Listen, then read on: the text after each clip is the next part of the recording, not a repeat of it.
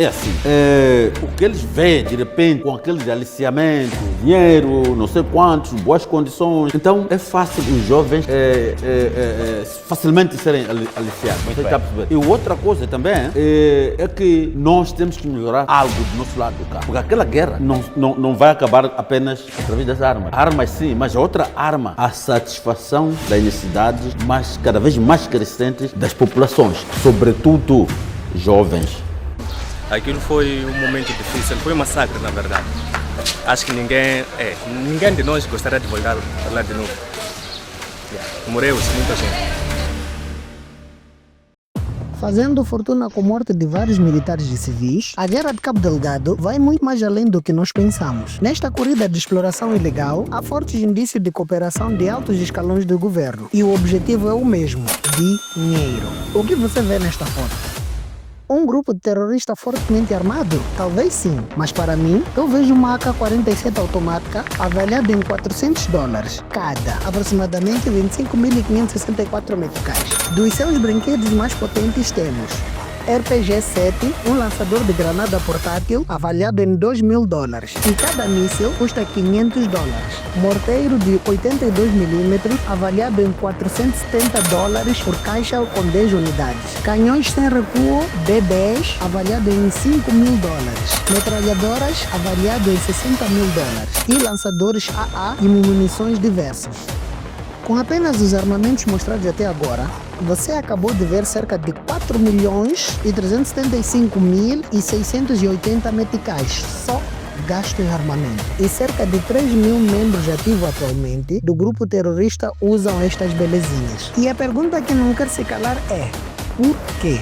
Se o bem mais valioso é a vida, seria muito bom se cada um de nós pudesse preservá-la e usar esse dinheiro gasto em armamento e investir em algo mais palpável, como, sei lá, o combate à fome ou investir em saúde pública. A verdadeira pergunta, meu caro, não é para onde vai esse todo o dinheiro, mas de onde ele vem. Eu sei que do seu ponto de vista, a guerra é um sistema de defesa ou contra-ataque, em resposta a um determinado fim, sejam elas democráticas ou ditatoriais. Mas a verdade é apenas uma e única: guerra é negócio. E acreditem, um baita negócio. Independentemente de quem ganha ou perde a batalha, uma coisa é certa: há quem sempre lucra com isso. E a culpa disso tudo não é nem do governo moçambicano e nem do grupo terrorista, mas sim dos Estados Unidos de América. Surpreso? Eu sei. Mais adiante, tudo vai fazer sentido. Se o Moçambique todo é rico em recursos naturais, por que Cabo Delgado? O que difere essa província das demais? Para responder esta pergunta, devemos mergulhar para um lado obscuro deste assunto e descobrir como é que isso tudo começou. Quem é o verdadeiro rosto dessa guerra e por que ela dura até os dias de hoje? Livre-se de todas as distrações e se prepara para descobrir a história não contada sobre Cabo Delgado.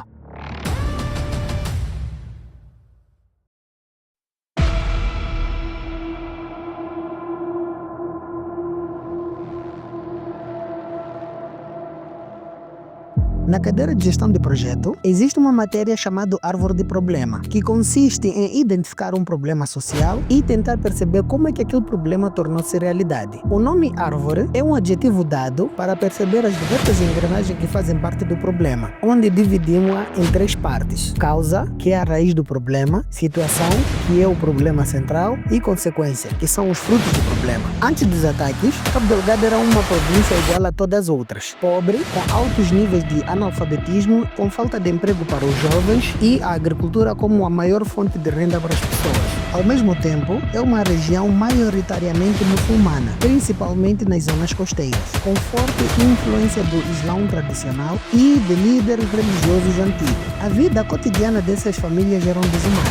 Educação precária, falta de serviços básicos, falta de energia, falta de transporte, falta de comida e água. E todos os líderes naquela época eram camaradas e membros da família. E conhecendo a fama da governação desse partido, não poderíamos esperar nada de diferente. Em uma província com mais de 2 milhões de habitantes, com jovens na sua maioria, o desemprego era o maior desafio para essas famílias. Consequência esta que pouco a pouco foi criando revolta no seio da comunidade. Muitos jovens se sentiam excluídos tanto pelo governo quanto pelos próprios líderes religiosos. Estavam mais preocupados com benefícios políticos e econômicos. Entre os anos 2007 a 2010, um grupo de jovens muçulmanos da Mocímboa da Praia e arredor que não se conformavam com esta situação começaram a se afastar aos poucos da mesquita tradicional e formar círculos próprios de oração e ensino religioso, alegando que o Islão praticado em Cabo Delgado estava corrompido. Rejeitavam a autoridade dos sheiks locais, criticavam a mistura entre religião e política, defendiam uma versão mais radical e literal do Islão, inspirada em pregadores vindos da Tanzânia, Somália e até Arábia Saudita, criando assim um grupo chamado Ansar al-Sunnah wal-Jamaah, que é uma tradição livre, significa os defensores da tradição, mas localmente ficaram popularmente conhecidos como Al-Shabaab, que significa os jovens, fazendo referência ao grupo com o mesmo nome da Somália. Neste período, pregadores e missionários islâmicos vindo de Quênia, Tanzânia, Somália e Sudão ajudaram a espalhar ideias salafistas e jihadistas, ajudando os jovens de Cabo Delgado a viajarem aos países vizinhos para receberem formação religiosa e, em alguns casos, treinamento militar. Isso deu ao grupo um caráter transnacional, ligando-o às correntes jihadistas mais amplas do leste da África. Após regressarem das formações, o grupo começou a criar pequenos campos de treinamento em Cabo Delgado. E quanto mais o grupo crescia, mais poder eles detinham,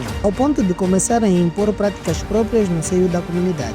Exigiam que os fiéis não frequentassem hospitais do governo, porque consideravam impuros. Rejeitavam a escola pública, alegando que ensinavam coisas contra o Islão e incentivavam os jovens a abandonarem as mesquitas tradicionais. Essa postura gerou conflitos com os líderes islâmicos tradicionais, que passaram a denunciar o grupo ao governo. Notem que até então, em nenhum momento o grupo optava pela violência. Por consequência da crise financeira, a maior parte dos membros eram compostos de jovens pobres e desempregados, que se sentiam atraídos por oferta de identidade, pertença e apoio de bens materiais. Já me perguntar ela mesma de novo, você está a sofrer e ir no ilha, vocês não querem dinheiro? Eu disse, esse dinheiro vão apanhar como? Eu disse, você quando quer dinheiro tem que falar e entrar desses grupos, você aprendeu para apanhar esse valor.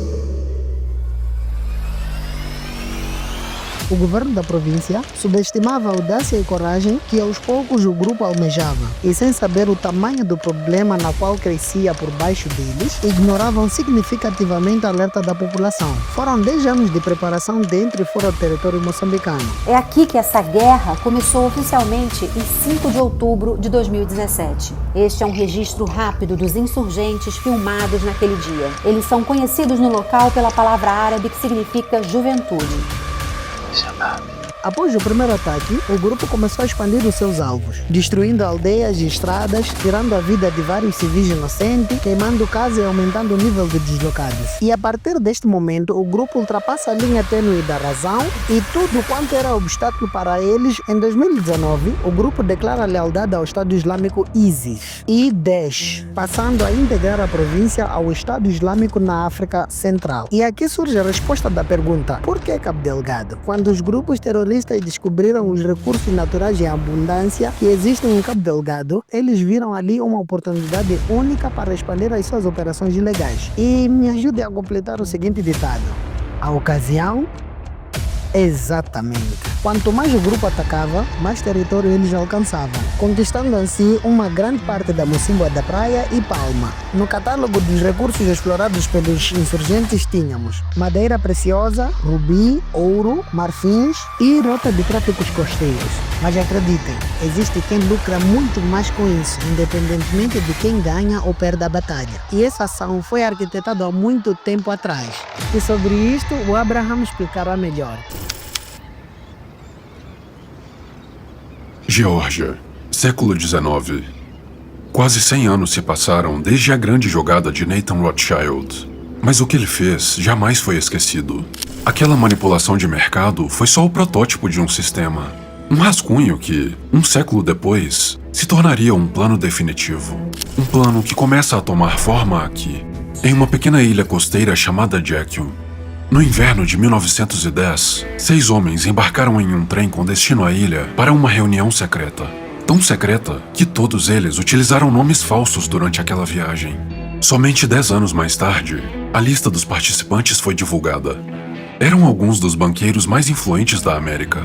Aqui é que as coisas ficam interessantes. Entre eles, estava Paul Warburg, um banqueiro com ligação direta à família que herdou a fortuna gerada pela manipulação de mercado da Batalha de Waterloo. Os Rothschild. Ele conhecia as engrenagens por dentro do sistema bancário europeu. Sabia o que era preciso para controlar uma economia inteira sem precisar tomar lados. Mas para isso, era preciso resolver um pequeno problema: a descentralização do sistema financeiro. O sistema bancário era composto por milhares de bancos regionais que emitiam moeda com base no estoque de ouro. O padrão ouro era como uma coleira, impedia que banqueiros pudessem expandir crédito como realmente desejavam. Quando a população desconfiava que o padrão não estava sendo respeitado, as corridas bancárias começavam. O caos se instaurava no sistema financeiro. Era preciso criar algo novo, um sistema que permitisse a expansão da moeda, que centralizasse o controle de crédito e que servisse aos interesses de quem estivesse no comando. Era exatamente o que estava sendo arquitetado na Ilha Jekyll, o que 3 anos depois viria a se concretizar como a Reserva Federal Americana, um banco central privado com superpoderes. Criar crédito do nada, alavancar o sistema e alimentar governos em tempos de crise. Um banco comandado pelas mesmas pessoas que financiaram sua criação. O sistema estava pronto. Era hora de testar o seu potencial. Mas para isso, eles precisariam de uma boa desculpa. Algo grande o suficiente que justificasse ligar a impressora sem freios. Afinal, um sistema criado para financiar crises só precisava de uma coisa para começar a funcionar: a maior das crises.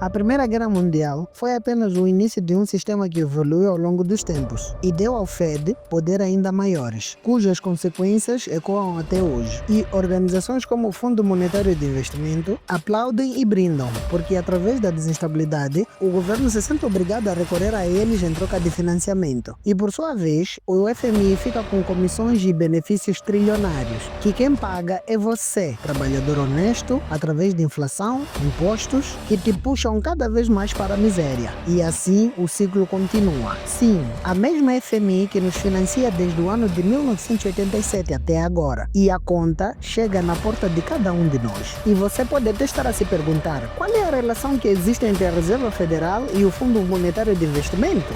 Simples. O Fed é o Banco Central dos Estados Unidos e atua dentro do país, controlando dólar, taxa de juros e liquidez. Mas como o dólar é a principal moeda do mundo, suas decisões afetam todos os países. Enquanto que o Fundo Monetário de Investimento tem como principal função emprestar dinheiro a países em crises econômicas para estabilizar moedas e equilibrar contas externas. Por exemplo, se um país não consegue pagar importações ou suas dívidas externas, o FMI entra com crédito, mas exige reforma e cortes em troca. Ou seja, o Fed influencia o FMI, porque o dólar é a moeda de referência internacional. Quando o Fed aumenta o juro, o dólar valoriza. Países endividados em dólar sofrem mais, recorrem ao FMI e, além disso, os Estados Unidos da América são os maiores acionistas do FMI. Logo, têm um enorme poder de decisão nessas instituições. Ou seja, eles de forma indireta provocam guerras, saem com lucros com os dois lados, na venda de armamento e no financiamento dos países atacados. Estado. E deste jeito, o círculo continua. Mas, enfim, vamos continuar com o nosso vídeo. Notando o impacto que o Al-Shabaab ganhava, o governo sentiu-se obrigado a recorrer às tropas ruandesas e da SADC, que em uma ação coordenada ajudaram a reduzir significativamente o número de integrantes ativos do grupo.